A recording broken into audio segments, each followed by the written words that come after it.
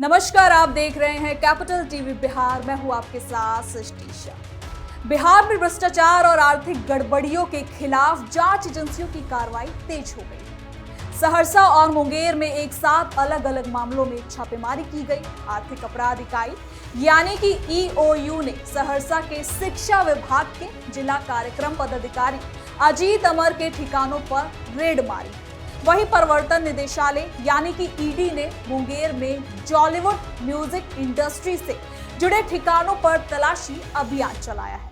अब दोनों कार्रवाइयां अलग अलग आरोपों पर आधारित हैं, लेकिन बिहार में भ्रष्टाचार के खिलाफ सख्ती का संदेश देती नजर आ रही है। तो चलिए जरा विस्तार से जानते हैं क्या है ये पूरी खबर।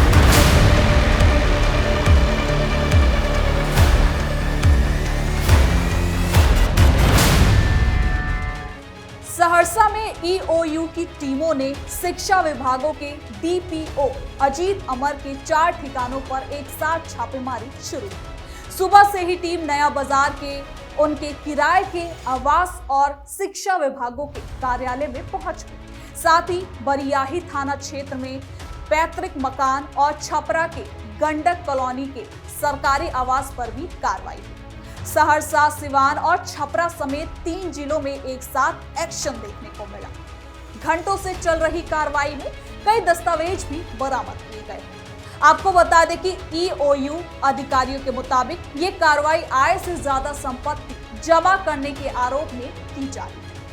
शुरुआती जांच में सामने आया कि डीपीओ ने अपनी कमाई आय के सोर्स से करीब 72% से ज्यादा संपत्ति जमा कर ली है। एक दूसरे जानकारी के मुताबिक शुरुआती आंकड़ों में 62,20,550 रुपए की आय से ज्यादा संपत्ति का जिक्र हुआ है। तो वहीं मुजफ्फरपुर में खास निगरानी अदालत से तलाशी वारंट लेने के बाद छापेमारी शुरू की गई। मामला ईओयू थाना कांड संख्या 1726 के तहत 6 अगस्त को 2026 को दर्ज किया गया था। अब इसके साथ ही छापेमारी के दौरान बड़ी संख्या में अधिकारी और पुलिस जवान मौजूद रहे। टीम बैंक खातों, निवेश, अचल संपत्तियों और कई वित्तीय रिकॉर्ड की जांच कर रही है। अधिकारियों ने बताया कि कार्यालय में कोई खास दस्तावेज नहीं मिले, लेकिन बाकी 3 ठिकानों से काफी ज्यादा सामग्री बरामद हुई। अलग अलग टीमें इन दस्तावेजों की जांच कर रही हैं। डीपीओ के बैंक खाते से 2 करोड़ रुपए से ज्यादा के लेन देन की जानकारी भी मिली, जिसका अब वेरिफिकेशन करवाया जा रहा है। आपको बता दें कि शिकायतों के आधार पर पहले भी जांच चल रही थी। इसी वजह से उनका तबादला छपरा से सहरसा किया गया था। पत्नी के नाम पर करोड़ों रुपए की जमीन खरीदने और पैतृक आवास में आलीशान घर बनाने की जांच चल रही है। छापेमारी पूरी होने के बाद बरामद दस्तावेजों और सबूतों का विस्तार से विश्लेषण किया जाएगा। अगर आरोप सही पाए जाते हैं तो जाहिर है आगे कानूनी कार्रवाई जरूर की जाएगी। तस्वीरों में देखिए कि कैसे लंबी लंबी कतारों में गाड़ियां खड़ी है। ईओयू की गाड़ियां हैं जो जांच के लिए अलग अलग आवासों पर पहुंची। दूसरी तरफ मुंगेर में ईडी की पटना की टीम ने Jollywood music industry private limited और उसके संचालक जितेंद्र कुमार राजीव से जुड़े 5 ठिकानों पर एक साथ छापे मारी। ये कार्रवाई मनी लॉन्ड्रिंग जांच के तहत की जा रही है। कंपनी डिजिटल जॉब और लालच देकर लोगों से पैसे वसूलने का काम करती थी, ये आरोप। अब निवेशकों से 2,56,500 रुपए जमा कराए जाते थे। दावा किया जाता था कि कंपनी की वेबसाइट पर हर महीने 4,800 ऑडियो वीडियो देखने पर 50,000 रुपए की मासिक कमाई भी होगी। ज्यादा लोगों को जोड़ने पर बोनस मिलेगा, बाइक मिलेगी, कार मिलेगी, ऐसे इनाम थे जिसके लालच में लोग आ भी जाते थे। अब बड़ी संख्या में लोगों से पैसा इकट्ठा होने के बाद कंपनी के सॉफ्टवेयर इंजीनियर ने कथित तौर पर वेबसाइट की स्पीड जानबूझकर धीरे कर दी। अब निवेशक तय समय में 4,800 वीडियो देख नहीं पाए। शर्त पूरी ना होने पर कंपनी ने भुगतान देने से भी इनकार कर दिया। इस तरह तकनीकी चाल चलकर लोगों को उनके पैसे से वंचित कर दिया गया। इस मामले में 18 नवंबर को 2024 को मुंगेर के थाने में एफआईआर दर्ज कराई गई थी। पुलिस जांच पूरी होने के बाद चार्जशीट भी दाखिल हो चुकी थी। अब ईडी मनी लॉन्ड्रिंग के पहलू को भी कहीं ना कहीं खंगालने में जुटी हुई। जांच एजेंसियों का मानना है कि इस नेटवर्क के जरिए बड़ी संख्या में लोगों से करोड़ों रुपए की उगाही की गई। ईडी अब ये पता लगाने की कोशिश कर रही है कि ठगी की रकम कहां-कहां निवेश की गई और इस गिरोह में कौन-कौन लोग शामिल हैं। 5 ठिकानों पर तलाशी अभियान भी जारी है। दस्तावेजों और डिजिटल सबूत की जांच भी चल रही है। इसके साथ ही दोनों मामलों में जांच एजेंसियां काफी ज्यादा एक्टिव हो चुकी हैं। सहरसा वाले मामले में आय से ज्यादा संपत्ति का आरोप है, तो मुंगेर वाले मामले में डिजिटल जॉब के नाम पर ठगी और मनी लॉन्ड्रिंग का काम चल रहा है। बिहार में हाल के दिनों में ऐसे कई मामलों पर छापेमारी भी देखने को मिल रही है। आपको बता दें कि आर्थिक अपराध इकाई और प्रवर्तन निदेशालय दोनों ही भ्रष्टाचार और वित्तीय गड़बड़ियों के खिलाफ कार्रवाई कर रहे हैं। सहरसा में डीपीओ अजीत अमर के ठिकानों पर रेड के दौरान संपत्ति और दस्तावेज की गहन से जांच चल रही है। अधिकारियों का कहना है कि फिलहाल कार्रवाई जारी है। छापेमारी पूरी होने के बाद ये साफ होगा कि कितनी संपत्ति बरामद हुई और आरोपों में आखिर कितनी ज्यादा सच्चाई है। पत्नी के नाम पर जमीन और बैंक लेन देन की डिटेल पर फोकस भी चल रहा है। साथ ही मुंगेर के मामले में भी ईडी की टीम सबूत इकट्ठा कर रही है। कंपनी के संचालक जितेंद्र कुमार राजीव और सहयोगियों से जुड़े ठिकानों पर तलाशी से दस्तावेज और डिजिटल रिकॉर्ड मिलने की भी उम्मीद है। पुलिस की चार्जशीट के बाद अब मनी लॉन्ड्रिंग की जांच आगे बढ़ी।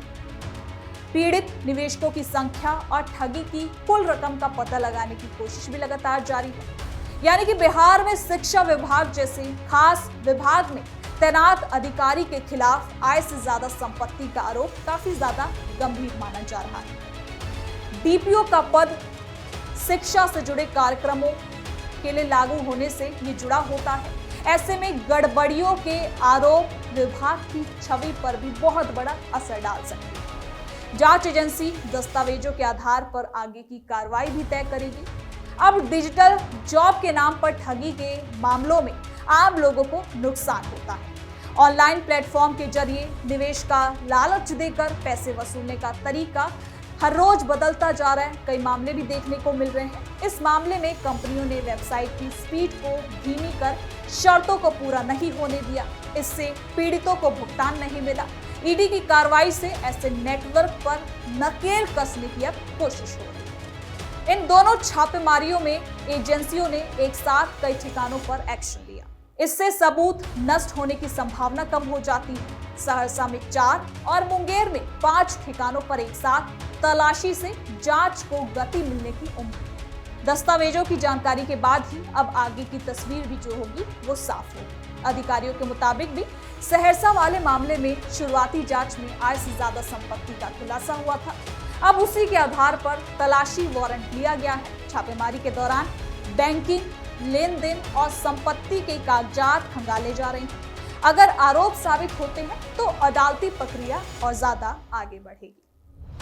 मुंगेर वाले मामले में पहले पुलिस ने जांच की और चार्जशीट दाखिल की। अब ईडी मनी लॉन्ड्रिंग एक्ट के तहत कार्रवाई कर रही है। आपको बता दें कि ठगी की रकम के इस्तेमाल और निवेश के बारे में जानकारी भी जुटाई जा रही है।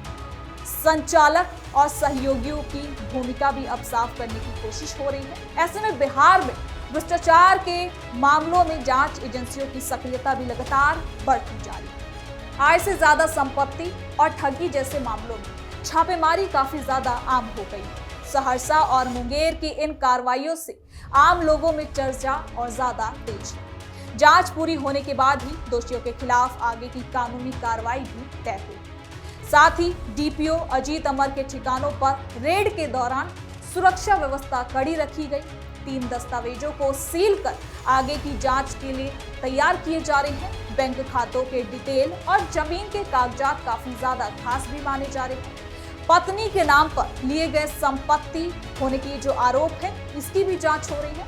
ऐसे में जॉलीवुड म्यूजिक इंडस्ट्री के मामले में भी पीड़ितों की शिकायत के आधार पर पहले ही एफआईआर दर्ज हो चुकी थी। कंपनी ने डिजिटल प्लेटफॉर्म पर काम का वादा किया लेकिन भुगतान नहीं हुआ। अब ईडी पूरी चेन का पता लगाने की कोशिश में जुटी है। 5 ठिकानों पर तलाशी से खास सबूत मिलने की उम्मीद भी और ज्यादा बढ़ गई है। इन दोनों मामलों में जांच एजेंसियां सबूतों के आधार पर आगे बढ़ रही हैं, धीरे धीरे आगे बढ़ रही हैं ताकि सबूत अच्छे से सामने आए। सहरसा में आय से ज्यादा संपत्ति और मुंगेर में ठगी और मनी लॉन्ड्रिंग के आरोप अलग अलग हैं, लेकिन दोनों में वित्तीय गड़बड़ियों का ही पहलू सामने आ रहा है।